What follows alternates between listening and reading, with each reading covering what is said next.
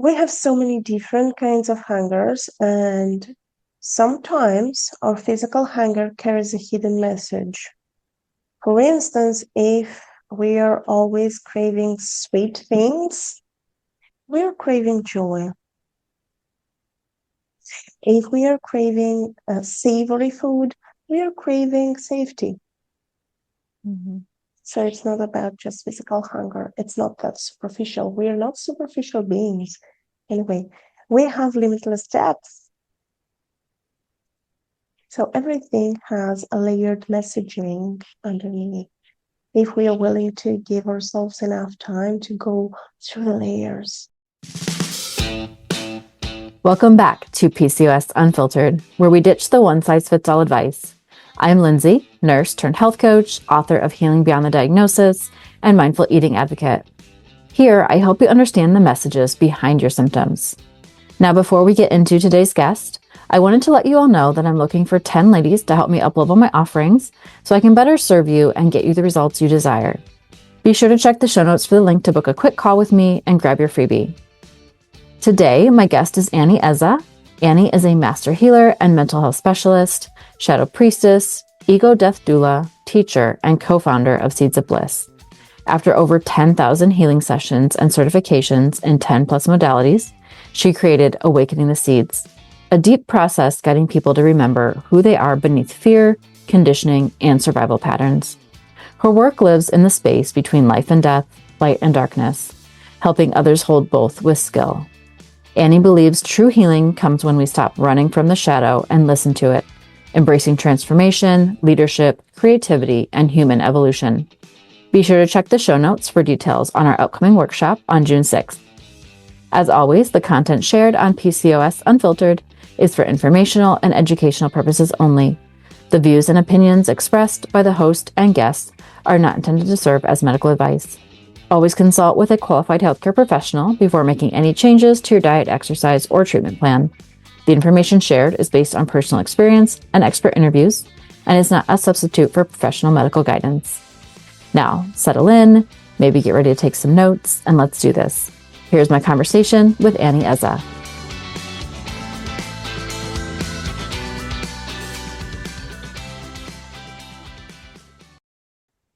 Welcome back to PCOS Unfiltered, and welcome back to Annie with Seeds of Bliss.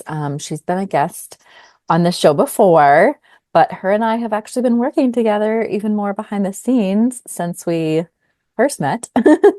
So, yeah, let's kind of start there, I guess, and talk about, our collaboration, and we can get into, why we're doing it, and then talk a little bit about what we have coming up. But uh when Annie, gosh, was it in one of my Facebook posts, I think? Yeah, I've had so many guests like from all over, but I'd posted in a couple Facebook podcast groups and Annie had reached out and we just hit it off. And I feel like we have just this synergy between what I do and, the nutrition side, the more clinical side of things. And she brings in more of the mental health, aspect of it and traumas and past experiences. And we'll get into all that. Um, but yeah, so we decided to start working together on some other things besides just, on a podcast episode. And it's been amazing. And we have some other stuff coming up next month in June. So yeah, Annie, you want to kind of tell everybody again what you do, who you are, why you do it, all that good stuff. yes, okay. Okay, this is Annie Heza of Seeds of Bliss. Seeds of Bliss is a global movement about seasonal capacity recalibration in every aspect of our lives. And when we are talking about recalibration, it's all about following your own capacity without pushing through your life. And it's not about being lazy. It's not about being a quitter. It's not about falling behind. It's about honoring your productivity in every possible way. Rest and replenishment included. Because guess what? You're not a machine. Yeah. You're a human being and you're cyclical. You have your own seasons. Nothing in nature blooms all year long. So why should you? Yeah. Very true. And we, right, we used to honor those seasons way back when. But now with our lives the way they are, we don't follow that, right? And it could be, and when you say seasons, you could mean the traditional, right? Spring, summer, fall, winter, but we also have different seasons of life, Yeah, right? Yeah. exactly. Yeah. There are seasons within the seasons within the seasons within the Mhm. seasons. We have the four seasons, of course, of the year, but we have our own emotional seasons, especially when we are talking about women, because they have their menstrual cycle and it's all Mhm. about hormones and changing. So you have different seasons within the same month, Yeah. Yeah. and you have bigger seasons. When you're a toddler, it's a different season. When you're a child, when you're an adolescent, when you're a young adult, when you're after your 40s, is a different season. Oh yeah. Mm. Trust me, I know about that one. Yeah, I mean, and then of course, like the traumas play a role in there too, right? When you're processing, grief or, or maybe a happy time, maybe you're getting married and or, having a baby, trying to have a baby, right? Those are all other kind of seasons within there too. Yeah, of course, cycles. Yeah. Cycles are all over our lives, and we Hmm. have neglected them so much. And the interesting thing is that they are interconnected too, because my grandma used to say that there is no funeral without laughter and no wedding without tears. So Hmm. even though you're so happy, you could think of somebody that is not there for you. Maybe they're gone, maybe they have passed, and they were very important in your life. And you could feel sadness within your joy. And even though you're experiencing a tremendous loss and a huge amount of grief and sorrow, you might recall a happy moment with the loved one that is not in your life anymore because you got separated, divorced, you're not talking to each other anymore, or they have passed. And all of a sudden, within your grief, you experience a very strange kind of joy and gratitude, which is not expected most of the Hmm. time. No, no. So we have our workshop coming up called Trust Your Hunger. I see that that look on your face. Um, yeah, it's super exciting, right? I again like just I believe and even and it's taken me a little while to kind of figure it out, but the more I dive deeper into my coaching and actually helping someone change their lifestyle. It's not just a quick fix for me and with my clients. I realize how important it is, the emotional side of things and the emotional ties to things, how they've processed their life, right? Like everything in their, throughout their life, even some things we don't even really realize, at the time. And that was kind of where Trust Your Hunger was born. Because there's so many things happening in our world today, and we're not honoring those seasons, and we're pulled in every which direction. And again, when it comes to women, if you're trying to lose weight, just trying to be healthy, there's all these restrictions and diets and supplements and exercise, 2 hours every day, right? Like you're being told so many different things, but my overarching message, for anybody, whether they know me from the podcast, social media, or any of my clients, is we have to start listening to our bodies, right? We have to start trusting our bodies because they're talking to us. in they're so many ways. yes, yes, yeah. Um, so, what do you see? I mean, as far as like diet culture and and everything, I mean, oh yeah. Diet is like if you have watched the Harry Potter movies, diet is my Voldemort, my own personal Voldemort. We do not pronounce that word anymore in the Yeah. house. Yeah, I mean it's true, right? Diet used to refer to more of like what we ate, what a culture ate, Yep, but now it's turned into this term whenever we hear diet, we think restriction, some type of plan for a certain amount of time. Um, and yeah, and that's part of what we're doing, right? Is getting the message out that exactly. that doesn't You work. get, That doesn't, yeah, you know. punishment has never been working for anyone. And Mm-mm. diet in the Western world is more like punishment because you feel hunger and you feel hunger because you're alive. So you're punished for your aliveness. And it's not only through food, it's happening in so many ways.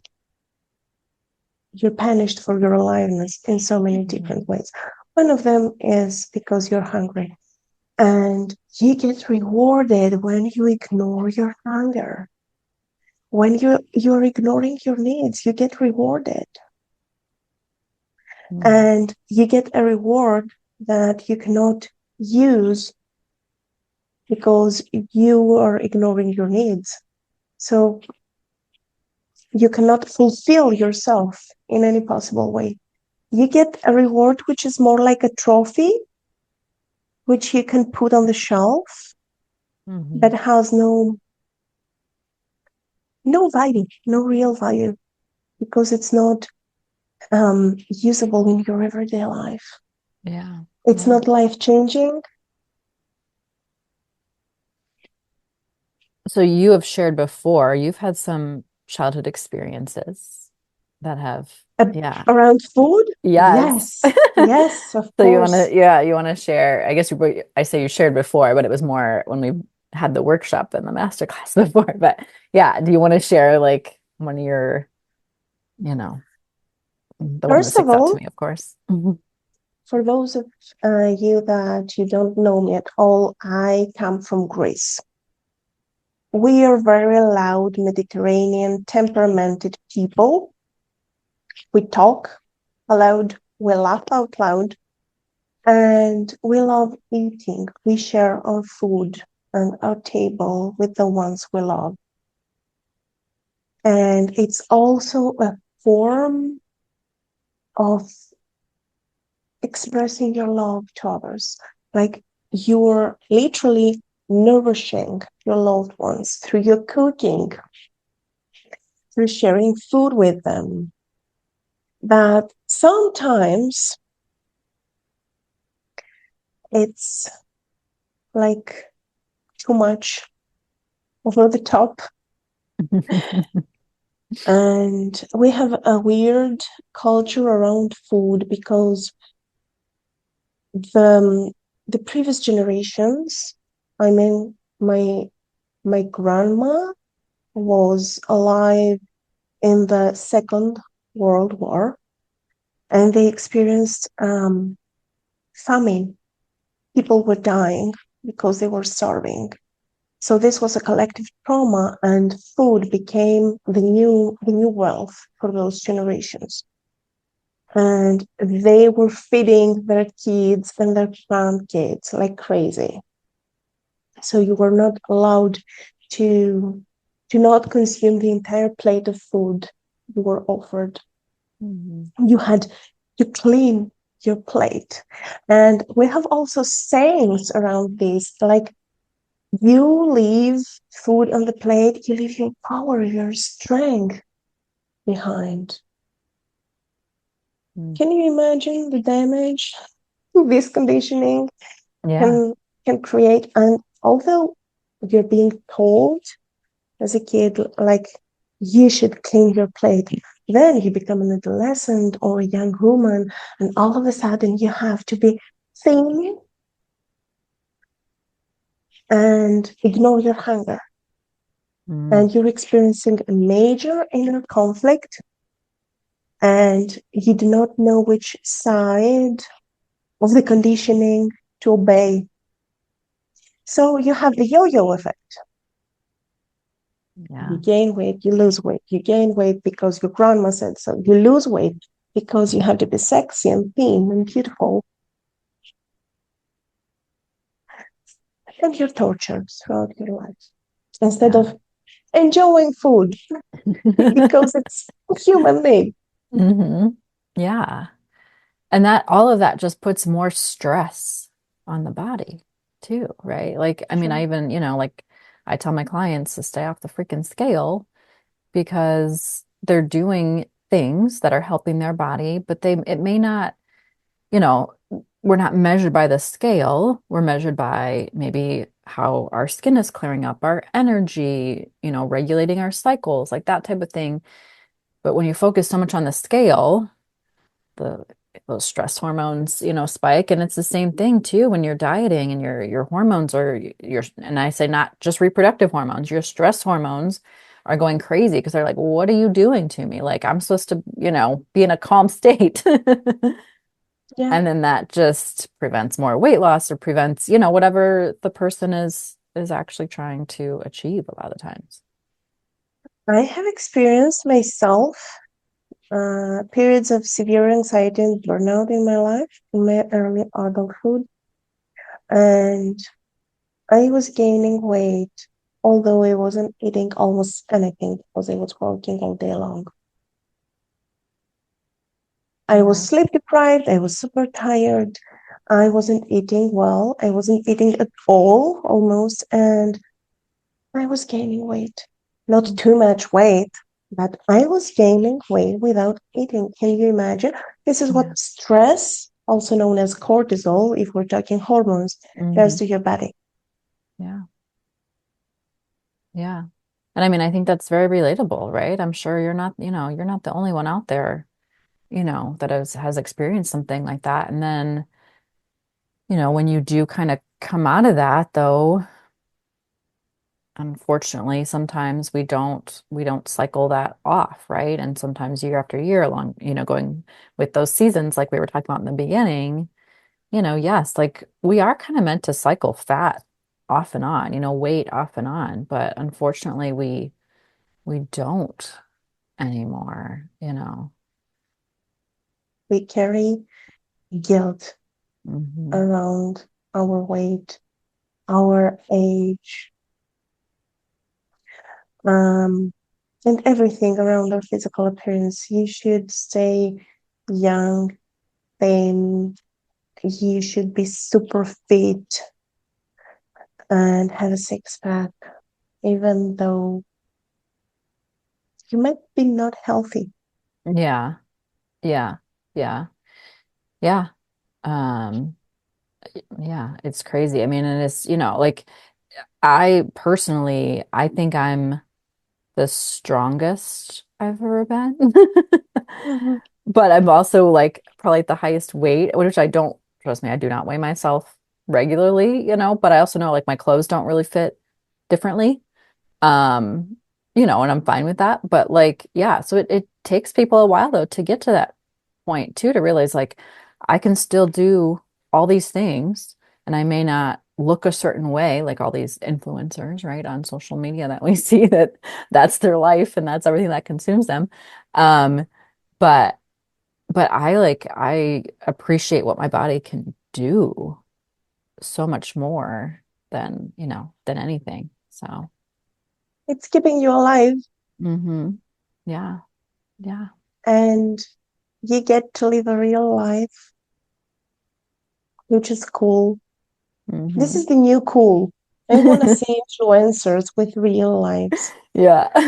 with real bodies, not hmm photoshopped and not starved, No. with no Botox, with no Yeah. fillers, just natural, normal people. Yeah. Yeah.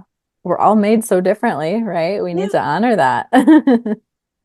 exactly. Yeah, for sure. We should honor our body because it's our home for this incarnation, for this life. Yeah. And you cannot buy or get another one. Mhm. You have to stay in it. So if you destroy it, well, it's not so good for you. Yeah. Yeah. Health is, you really need health before anything else. And unfortunately for a lot of people, a lot of women, it kind of takes that breakdown in health to have that like light bulb moment, to realize that. And I was that woman. I will admit that. You know, so maybe that's a good thing in a way. Um, but if we can even get the message out even sooner, that, that prioritizing your health should really be, you know, number one, so that you can be the person and do all the things to live your life. Without your health, you can't live your life anyway. Hmm. Yeah.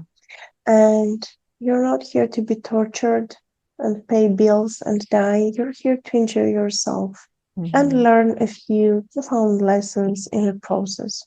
Yeah. So we have to honor all our parts: Hmm. the body, the Yes. mind, the nervous system, the trauma, the emotions. Everything is so magnificent if we Hmm. approach it with curiosity. And our hunger is the same, it carries a message, and Yeah. we shouldn't overlook our body's language. Hmm. It's very important. Maybe we get hungry. For instance, I know I get hungry when I do not consume enough nutrients, when I'm not eating well, or when I'm not well rested. If I haven't slept enough, then the next day I feel hungry all day long. Oh, yeah. Yeah. Again, your body's always talking to you, right? Mhm. Yeah. And I mean, and that's a good point because we talk about that during the workshop and into our master class, these different hungers and different signals, right? From these hungers. And so even when we say hunger, you might think the physical hunger, but No. yes, you want to elaborate a little bit more on that. We have so many different kinds of hungers, and sometimes our physical hunger carries a hidden message. For instance, if we are always craving sweet things, we are craving joy. If we are craving savory food, we are craving safety. Mhm. So it's not about just physical hunger. It's not that superficial. We are not superficial beings. Anyway, we have limitless depth. So everything has a layered messaging underneath. If we are willing to give ourselves enough time to go through the layers. Oh, yeah. Yeah. And that's where, those past childhood experiences, right? Past, I don't like I don't know what you think about it, but if you even use it, but some people say like the big T trauma, I'm like, it's either way, it's an experience, it's trauma, it's how each person processes it differently and how that plays a role in these hungers, even later in life. Sure, Yeah. sure. And personally, I do not know any human being that is a grown adult and carries no trauma. The first trauma we get to experience, anyway, is the realization as babies that we are a separate being from our mother. Hmm. So, good luck with staying untraumatized. Yeah. Yeah. We are traumatized, we are fragmented, and our job is to bring those fragments back and reclaim them in order to become the more complete we can become in this lifetime. And this includes everything. The more we do the inner work, the more we change our relationship with ourselves, our body, our hunger. And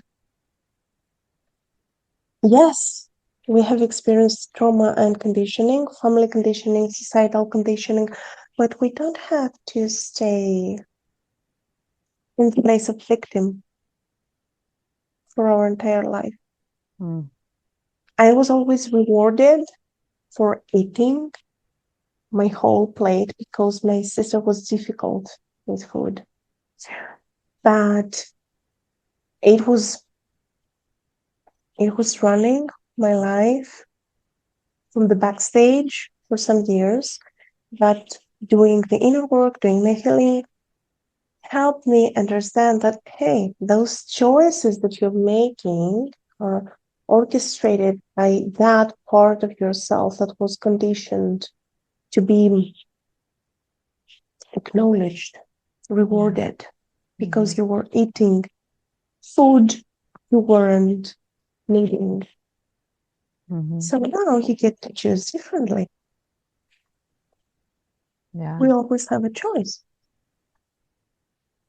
And the different choice is not starving myself, just to be clear on that. Exactly. Yes. Yes. I mean, yeah, and everybody is so different. Like, so I don't remember if I've asked you this before. Have you heard of human design? I think Yeah, I, yeah.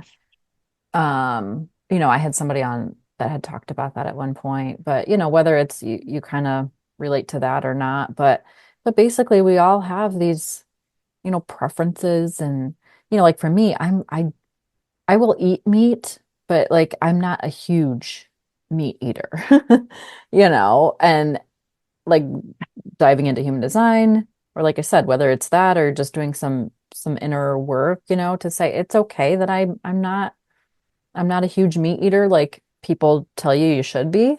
That's fine because we're all so different. So like I even remember one of my like biggest childhood experiences with food was my mom used to make a pot roast, like in the slow cooker, and she'd put potatoes and carrots and stuff, of course, in there all day, and we'd have it. I absolutely hated it. I hated it. Like it just did not taste good to me. I don't know if maybe a little bit of texture. It just did not. But I had to sit there and eat it.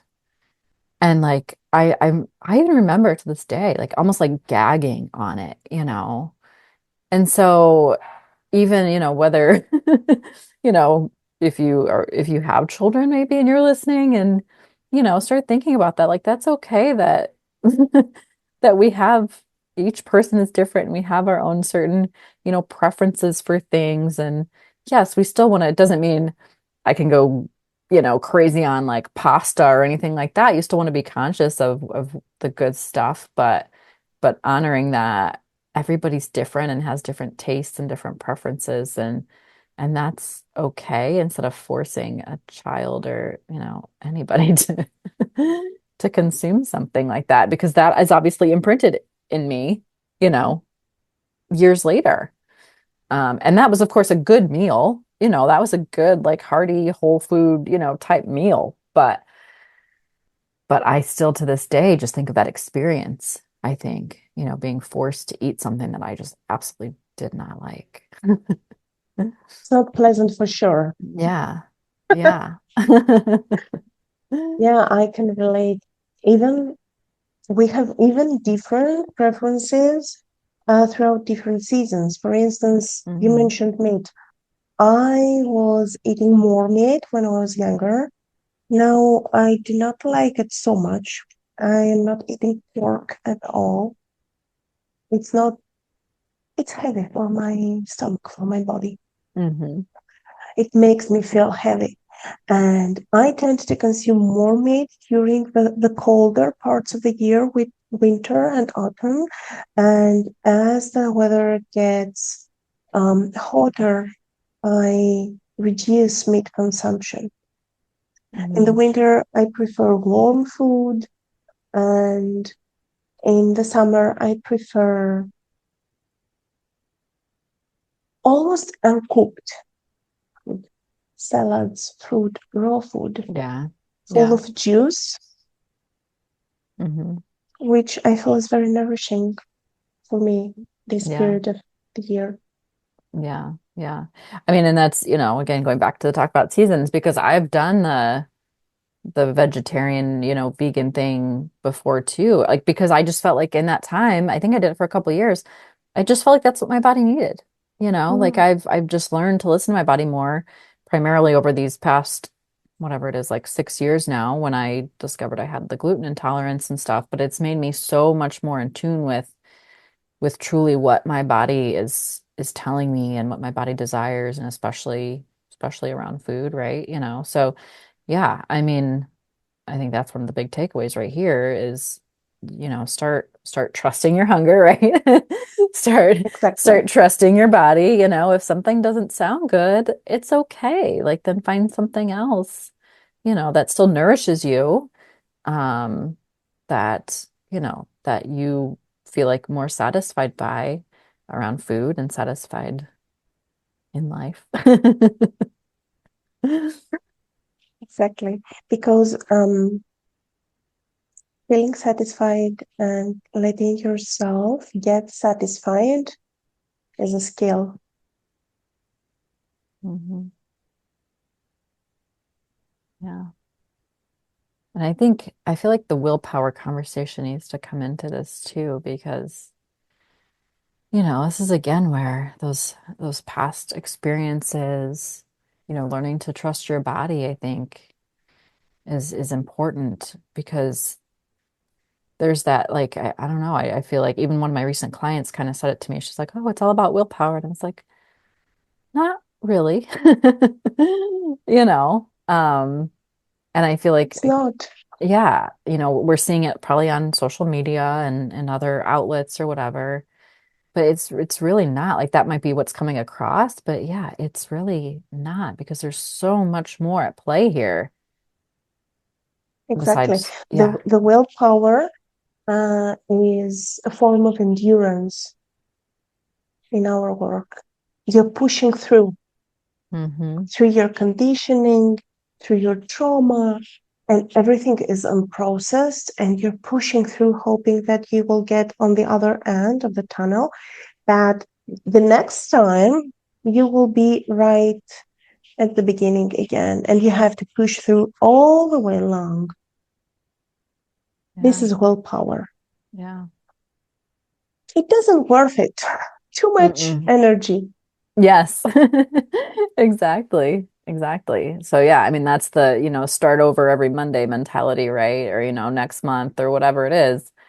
Yeah, that's when you have a willpower issue, I feel like. Yeah.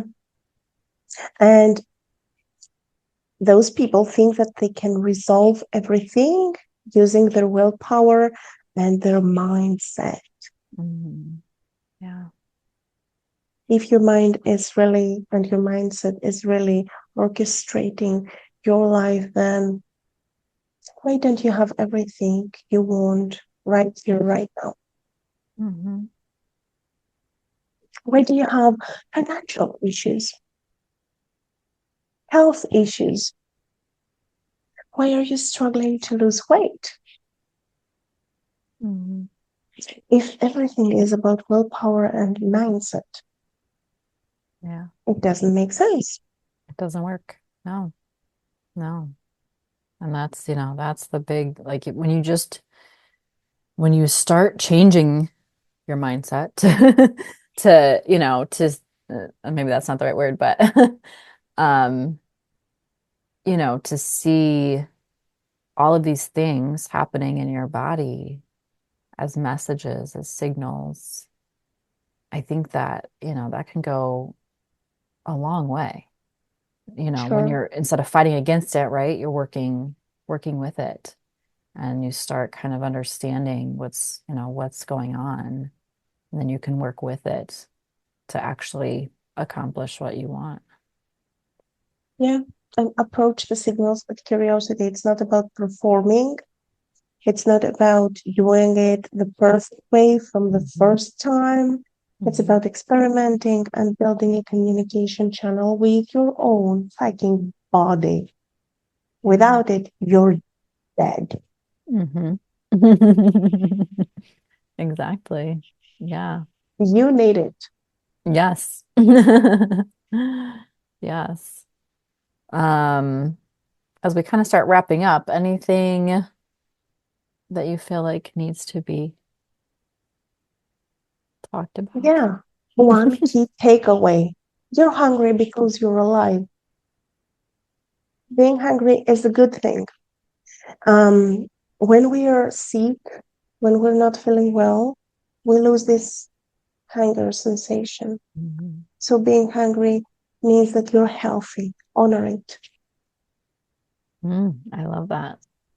And again, pointing out not just a hunger for food, a hunger for life. Food is life, after all, isn't Yes. it? Without Yes. it, we're dead. Hmm. Yeah. Yeah. Oh, well, love this conversation. I think that's a good way to kind of wrap it up. Um, so yeah, we will put the link for our next workshop coming up, June 6th. Yep. I had to think about that myself. But we'll put all the details in there as well for you. It just is an hour long. Lots of good information. We've gotten a lot of good feedback from last time we did it. So definitely check it out. I'm looking forward to it and looking forward to hopefully meeting some new faces. Um, so yeah, anything else you'd like to add there? Mm. Nothing other than I will see you in the workshop. Love it. Well, thank you so much for being here again. I'm sure we'll Thank you for having me. more to come. Yeah, and we'll see you next time. I always love speaking with Annie and hearing her perspective on things. I'll be sure to link everything in the show notes if you'd like to connect with her, in addition to how to book a quick call with me, so I can be sure I am offering the programs and events that align with what you desire, along with the opportunity to grab your mindful eating guide. And also, the details for our upcoming workshop will be in the notes. If you love this episode, make sure to subscribe and share it with someone who needs to hear it. Because healing doesn't come from doing more, it comes from understanding better. I'm sending you so much love, and I'll see you on the next episode of PCOS Unfiltered. Nourish, heal, thrive.